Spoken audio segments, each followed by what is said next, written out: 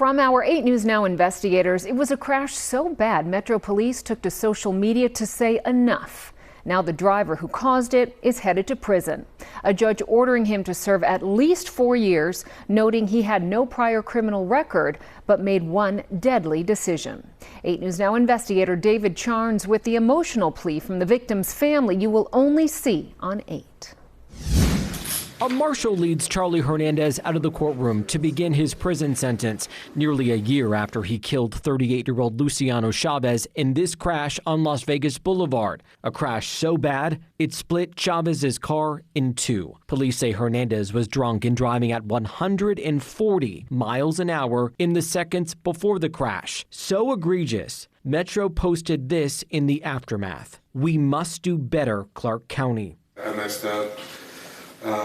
I wish I could take everything back. Hernandez, who had no criminal record before the deadly crash, told the court he's a new father and works a steady job. His victim worked as a chef and came to the United States from Guatemala. Chavez's brother speaking with the help of a translator.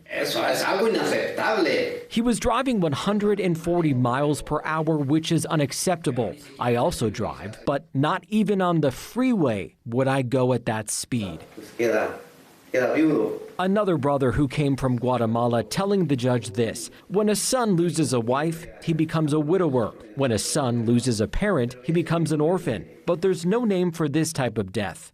This is incomprehensible. Chavez's niece saying her uncle's life ended too soon because of someone else's mistake. We always try to look to the future, and when it's completely cut short from the actions of someone else, truly, I feel like there should be justice. Nevada law says judges can set the minimum amount of prison time in these type of cases to anywhere from 2 to 8 years. District Court Judge B.D. Yeager went with a minimum of 4, adding that 140-mile-per-hour number swayed her decision. I don't think that this is the type of case where the minimums are appropriate.